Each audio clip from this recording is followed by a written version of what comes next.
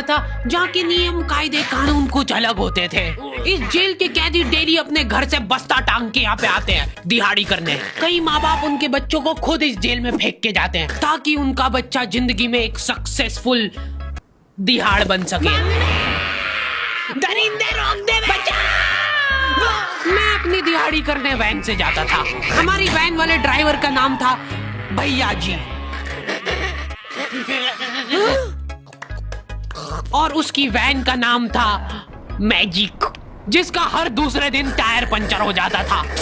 बच्चे लोग स्कूल जाके पढ़ना सीखे ना सीखे टायर पंचर बनाना जरूर सीख जाते थे। लेकिन भैया जी से मेरा अलग अटैचमेंट था।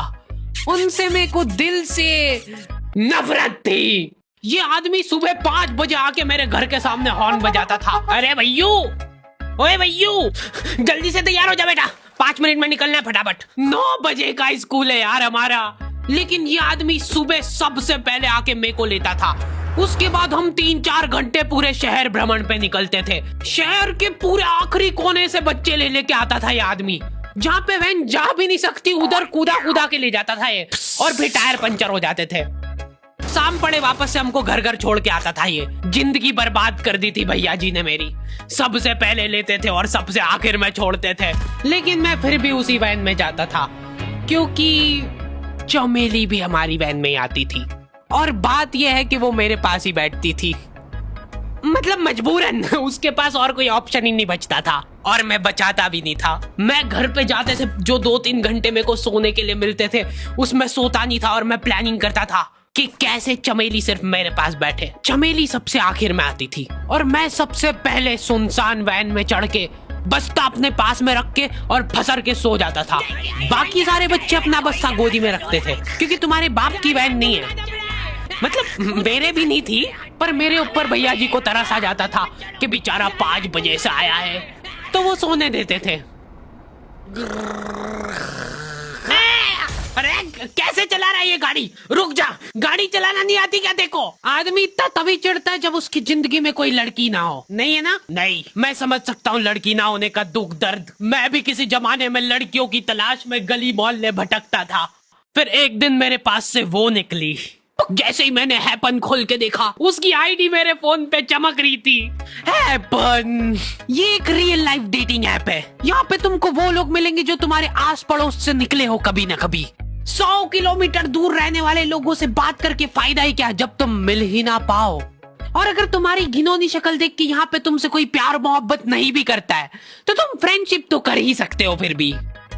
So go and check it out, Happen. Link is in the description.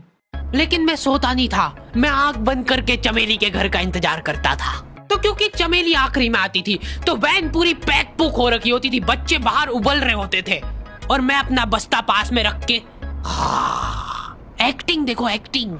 और जैसे ही वो आती थी, हड़बड़ाना नहीं, ऐसे टाइम पे हड़बड़ाते नहीं है कि फटाफट बैग उठाया और आओ इधर बैठो जल्दी। मत करना ये हरकत, भाग जाएगी वो। ठरक नहीं झलकना चाहिए जरा सिक भी, एकदम सटल रखना है। क्या हुआ? और कहीं जगह नहीं है क्या? तेरे मुंह में मूत दूंगा मैं। अच्छा ठीक है, इधर ही बैठ जाओ। देख रहे हो, एक्टिंग देखो तुम लौंडे की।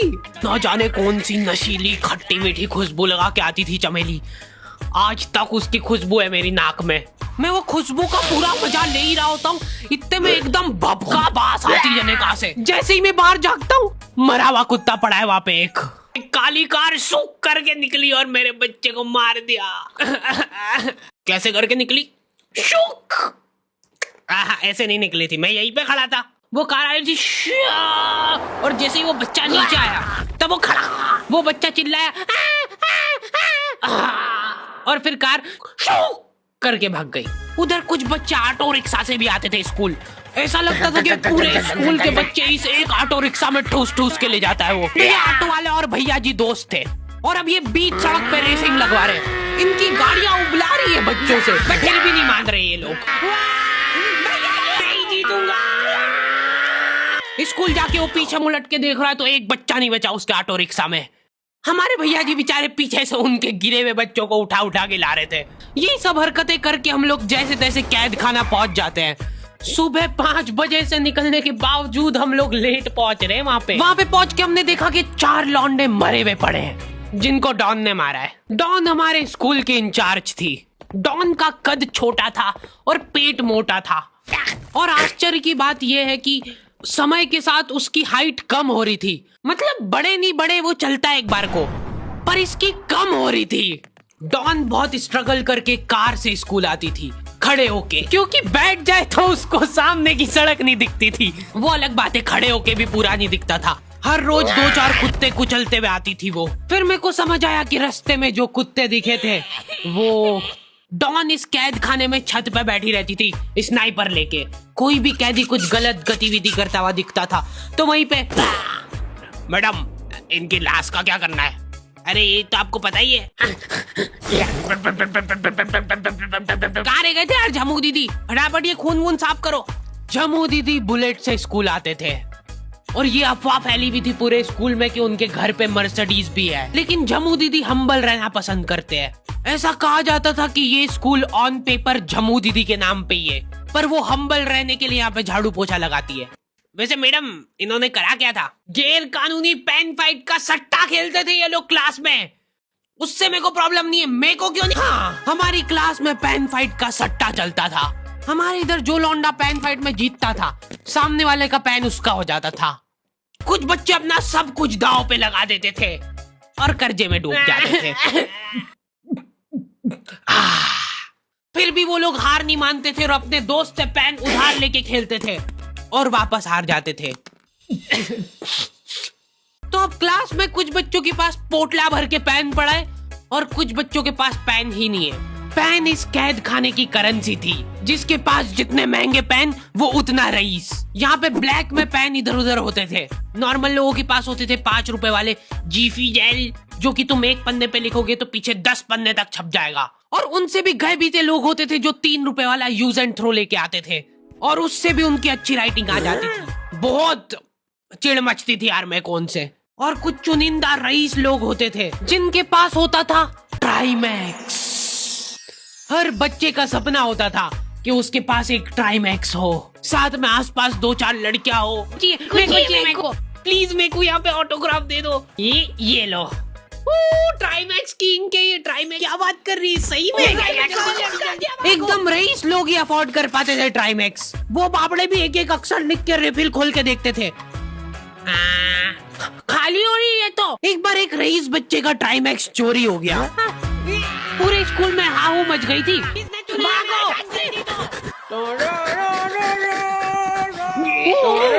देखो, उस दिन हमको पता चला कि वो आदमी दौड़ भी सकता है। हमारे स्कूल में कुछ भी कांड हो रहा है, ये आदमी सबसे पहले दौड़ के आएगा, पूरा बैग खोल चोर, और बच्चों के बैग चेक करेगा। स्कूल वालों को भी इसकी सैलरी देते वक्त सबसे ज्यादा आखरती है। सैलरी किस चीज की? इस आदमी की शक्ल देख के ऐसा लगता था कि ये स्पोर्ट्स की आड़ में वैन वालों के साथ मिलके बच्चों की स्मगलिंग करता है। इस महान आदमी का नाम था भूषण। इसने अपनी जांग पे टैटू करा रखा था, भू अलग जांग पे, सड़ अलग जांग पे। सर कल से खो खो खेलने के लिए कितनी बजे आना है? वो तो बैग चेक करा पहले तू।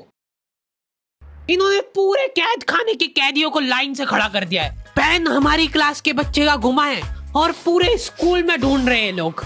आखिरी में पता चलता है कि वो बच्चा घर पे भूल के आ गया था उसका पेन। सॉरी बेटा, एक फेट में मुंह देगा।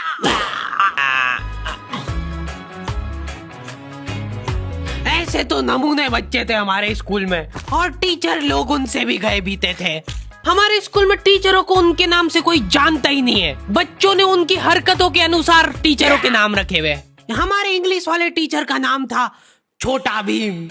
इससे चिड़चिड़ा आदमी मैंने आज तक नहीं देखा। छोटा भीम की हॉबी थी लड़कों को कूटना।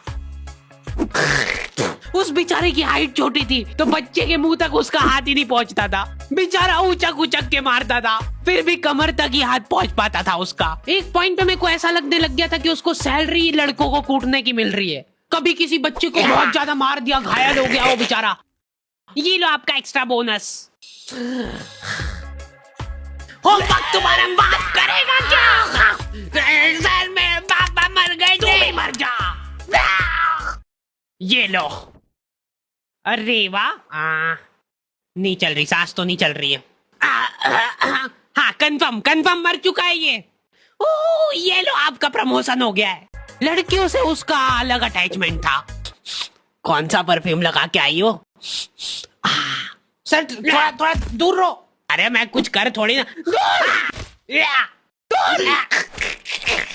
भोली सी सूरत और आंखों में ठरक लेके स्कूल आ जाता था ये daily. So this means that he will jump over it and then he started. ये आदमी इंग्लिश को इंग्लिश में ही ट्रांसलेट करके चल जाता था हमारी नंगी आंखों के सामने। इधर वॉशरूम में मौत का नंगा नाच मचा रखा था लॉन्डो ने। 4 लॉन्डे दिन भर वॉशरूम में जाके खड़े हैं, कुछ भी नहीं कर रहे वो लोग वहां जाके। उनको बस मन की शांति मिलती है वहां जाके। अगले दिन उन चारों ने प्लानिंग करी कुछ तो प्रोडक्टिव करते यार वहां जाके। अगले दिन वो सब पानी की बोतल लेके गए। अब वो पानी पी पी के हाथों हाथ मूत रहे हैं। और ये टीचर लोगों को प्रॉब्लम क्या है, बच्चे अगर वॉशरूम जा रहे हैं तो एक गया है तो अभी दूसरा नहीं जा सकता है। क्यों? तुम्हारे घर की लेटरिन थोड़ी ना है वो कि एक टाइम पे एक जना यूज कर सकता है। मान लो वो 2 जने अगर वॉशरूम में मिल गए तो वो क्या कर लेंगे ज्यादा से ज्यादा? भाई यहाँ का बल्ब निकाल लेते हैं ना। हाँ निकाल लो, फीस भरी है अपन ने। लॉन्डो को ऐसा लग रहा है कि इन्होंने फीस भर के पूरा स्कूल खरीद लिया है। 10 लॉन्डे कॉरिडोर में छाती चौड़ी करके चल रहे हैं प्रिंसिपल के सामने। प्रिंसिपल को इग्नोर कर रहे हैं ये लोग। इनको ऐसा लग रहा है कि इन्होंने फीस भर दी है तो प्रिंसिपल इनके पैर पड़ेगी। उनमें से आधों ने फीस भरी भी नहीं है। हमारा स्कूल बिल्कुल सेफ नहीं था। हमारे वॉशरूम में चोरियां हो जाती थी यार। बल्ब चोरी करने के बाद सब लोग अंधेरे में मूत रहे एक दूसरे के जूते पे। उधर कर। उसके बाद पूरे वॉशरूम में कुछ दिख नहीं रहा है चोरी करने का। तो ये लोग हाँ नल उखाड़ के ले गए। नल कौन ले जाता है? कभी वो मछली वाले साबुन चोरी हो जाते थे, कभी ये फिनाइल की सफेद गोली को माउथ फ्रेशनर समझ के खा जाते थे। भाई इसको चबा मत, इसको चूस, ज्यादा देर तक चलेगी ऐसे। ठंडक हो रही भाई, ठंडक।